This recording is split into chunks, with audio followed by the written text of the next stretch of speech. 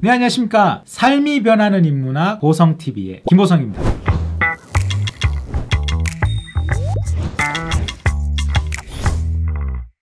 손자는 어떤 사람이었을까요? 지금으로부터 약 2500년 전이라 굉장히 오래전 일이죠. 그래서 사실 명확하게 규명하기가 어려운 것 같습니다. 다만 저번 시간에도 말씀드린 것처럼 공자가 살았던 동시대의 인물인 것으로 알려져 있는데요. 이 두 명의 대사상가가 만났다는 이야기는 아직 없습니다. 당시 춘추시대 후반이라고 저번 시간에 말씀을 드렸죠. 천자국이라는 주나라는 이미 주의 제후국을 통제할 수 없었고, 제후국들 중에서 보다 강한 나라들이 패권을 다투고 있던 혼란한 시기였습니다. 모두가 보다 강력한 힘을 원했고, 지속적인 전쟁으로 백성은 피폐해지고 국력은 소모되고 있었죠. 이러한 시기에 천하를 안정화시키기 위한 방법들을 들고 일어난 수많은 사상가들 중에서 공자 같은 경우 덕으로서 다스리며 전쟁을 없앨 것을 주장했다면, 손자는 이미 온 천하가 벌인 전쟁을 필요악으로 받아들였죠. 그리고 병법을 통해 천하를 안정화시키기 위한 손자병법을 써내려 간 것이 아닌가 합니다. 손자의 정확한 출생과 사망에 관해서는 알 수 없지만 중국의 역사서 사기에 나오는 일화를 통해 간단하게 손자의 에피소드를 한번 알아보겠습니다.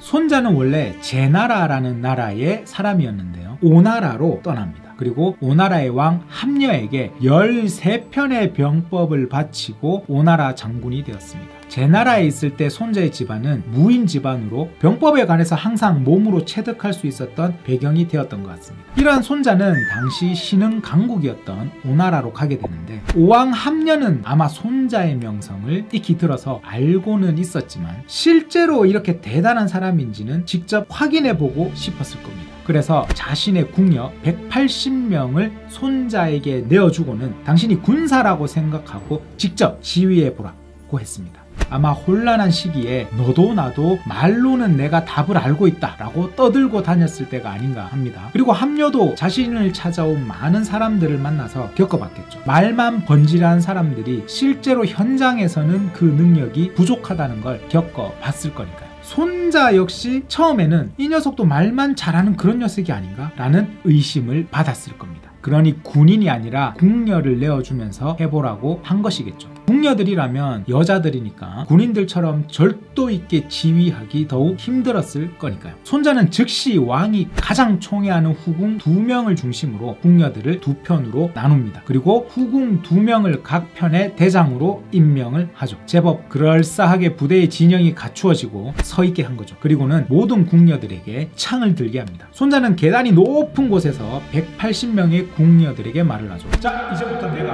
앞으로 하면 가슴 쪽으로, 좌로 하면 왼손을 쳐다보고, 우로 하면 오른손을 쳐다보고, 뒤로 하면 등 뒤를 돌아봐야 한다. 일종의 부대의 제식 훈련을 시작하게 한 겁니다. 그리고 손자는 실제 훈련에 들어가서 명령을 합니다. 앞으로, 뒤로, 우로, 좌로. 하지만 궁녀들은 손자의 명령대로 제대로 하지 못하고 난장판이 되죠. 서로 쳐다보며 웃으며 자기들끼리 떠들고 장난치기 시작한 겁니다. 이 비단 옷을 입고 예쁘게 보이기만 하던 궁녀들에게 이러한 상황은 그저 자신의 왕 함녀가 외부인을 놀리려고 한다고 생각했을 수도 있겠죠. 그리고 평소에 하지도 않던 어색한 일을 하는 게 부끄러웠을 수도 있을 것 같습니다. 이런 난장판에서 손자가 부월을 들고 말합니다. 이 부월이란 건 도끼인데요. 군법에 따라서 사람을 죽일 때 쓰는 거죠. 군대의 명령이 분명하지 않고 명령에 숙달되지 않는 것을 장수의 적이다 라고는 다시 여러 번 반복해서 훈련을 시킵니다. 그런데 여전히 깔깔거리며 장난을 칩니다. 그러자 다시 손자가 말합니다. 군대의 명령이 이미 정확해졌는데도 규정을 따르지 않는 것은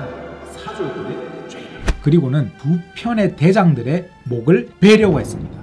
이를 지켜보던 오나라의 왕 함녀가 깜짝 놀라는 거죠. 자신이 가장 사랑하는 2 후궁을 손자가 죽이려고 하는데 정말 죽일 것 같았죠. 그래서 급히 사람을 보내서 말을 전합니다. 와인은 이미 장군의 용병에 뛰어나다는 것을 알았어. 나는 이 2 후궁이 없으면 밥을 먹어도 맛을 모르니 목숨만은 살리시. 그러자 손자가 대답합니다. 나는 이미 왕의 명령을 받고 장수가 되었는데, 장수는 군대에 있을 때 왕의 명령을 받지 않을 수가 있습니다. 그리고는 그 두 여인의 목을 잘라버리죠. 이를 본 모든 궁녀들이 손자의 명령에 일사불란하게 움직이기 시작합니다. 그러자 손자가 우왕 함녀에게 이제 궁녀들이 모든 훈련 상태가 끝났다라고 알리죠. 하지만 함녀님이 마음이 상했습니다. 장군은 왕사가 돌아가시오. 과연 내려다보십시오.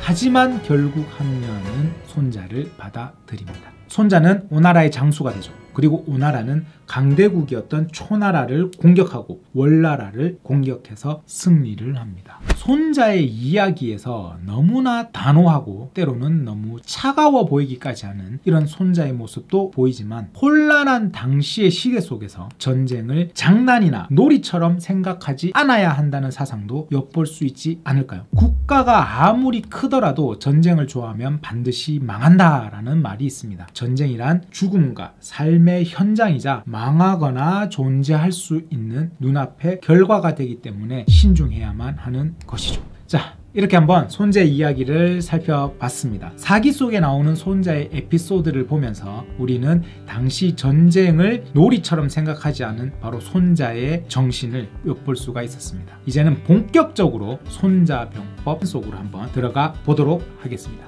다음 시간에 제 1편으로 찾아뵙겠습니다. 시청해주셔서 감사합니다.